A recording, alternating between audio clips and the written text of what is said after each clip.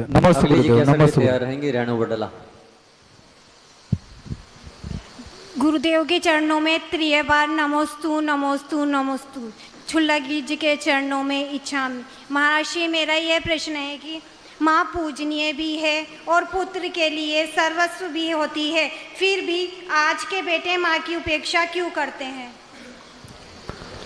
देखिए, सब कर्मों का खेल है। अपन व्यक्तिगत रूप से बता सकते हैं, लेकिन समझना ना समझना उस हर किसी की अपने के अंदर की वो रहती है परिणति। आज के दौर में आप ये नहीं कह सकते कि शादी हो गई है तो बच्चा जो है वो माँ से दूर हो गया है। मैंने ऐसे भी केस देखे कि पत्नी तो कह रही है कि हम सासू माँ के साथ रहेंगे, सासू कह रही बाहर निकल। ऐसे मैंने कई केस देखे। तो बेटे ने अगर ऐसा कर दिया तो माँ धीरज रखे, समझ ले कि पूर्व भाव का बैरी है। लेकिन बेटे का कर्तव्य है कि जिसने जन्म लिया है उसका उपकार ना भूले, क्योंकि जो जन्म देने वाले को भूल जाता है वो जिसको जन्म देगा वो भी उसको भूल जाएगा। एक छोटा सा बच्चा देख रहा था कि मेरे पिताजी क्या करते। 6 साल का बच्चा था। वो अपने पिताजी को डिस्पोजल होती ना, डिस्पोजल, उस डिस्पोजल में खाना खिलाते थे कि खाओ और फेंक देना। एक दिन उसके पिताजी ने बच्चे के देखा कि यार ये बच्चा क्या जोड़ के रखा है अलमीरा में। तो बच्चा क्या कर रहा था, वो डिस्पोजल धोकर के पास में रख रहा था। तो उससे पूछा कि बेटा तू ये क्या कर रहा है?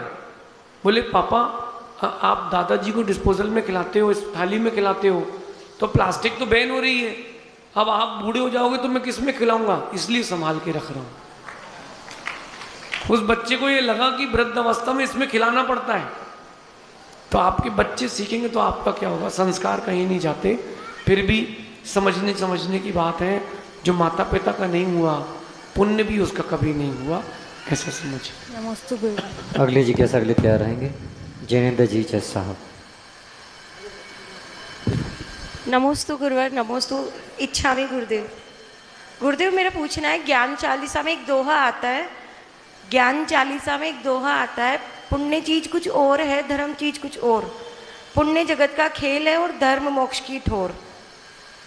हाँ, तो इन दोनों में जैसे पुण्य क्रिया और धार्मिक क्रिया में कैसे डिफरेंस करेंगे कि हम पुण्य क्रिया कर रहे हैं वो धार्मिक क्रिया है या पुण्य क्रिया है? ये देखिए एक बात ध्यान रखना कि जो धार्मिक क्रियाएं हैं वो सब पुण्य क्रियाएं ही हैं, लेकिन जो पुण्य क्रियाएं हो वो धार्मिक हो जरूरी नहीं। धार्मिक का बहुत बड़ा आयाम है, बहुत व्यापक है।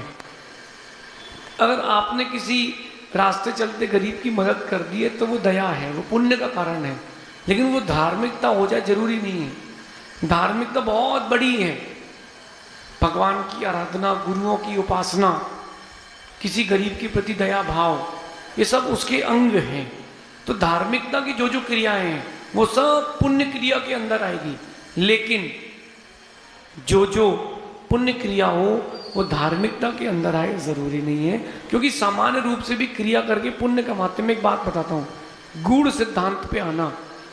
एक व्यक्ति जिसका स्लॉटर हाउस है, बकरी मुर्गी काटता है, छोटी सी दुकान है, कसाई है, वो रोज मुर्गियां काट के बेच के अपने परिवार का पेट पाल रहा है। लेकिन जब वो घर जाता है तो अपने बच्चे के साथ बैठता है और अपने बच्चों के साथ बैठ करके वो उनके साथ खेलता है, उसके लिए चीज़ें लाता है। तो अब कहीं ना कहीं अपने बच्चे के लिए तो वो अच्छा है, लेकिन हिंसा कर रहा है। तो जहाँ जहाँ वो हिंसा कर रहा है तत्संबंधी तो पाप का बंध होगा, लेकिन जब वो अपने बच्चे के पास जाता है, उसको पढ़ाता है या उसकी मदद करता है तो उसको पुण्य का बंध होता है, लेकिन वो धार्मिकता में नहीं चली जाएगी। ऐसे दृष्टांतों से समझ सकते हैं। तो फिर अपने जैन धर्म में तो 10 धर्म ही कहे गए हैं, तो उन 10 धर्मों का पालन करने से ही सिर्फ धार्मिक क्रिया होगी? ऐसा नहीं है, वो एक हिस्सा है। धर्म के जो मुनियों के धर्म हैं उसके वो 10 लक्षण हैं, इस प्रकार से वो होते हैं, लेकिन इतना सही नहीं है। मैंने कहा ना, धर्म बहुत बड़ा है। आज के समय में लोगों ने क्रियाकांड बना लिया है, बस मंदिर आओ, जल डालो, चले जाओ, हो गया मेरा क्रिया। नहीं हुई, बैठ के पूजा करो, स्वाध्याय करो, स्तुति करो, फिर क्रिया पूरी होगी, ऐसा समझो।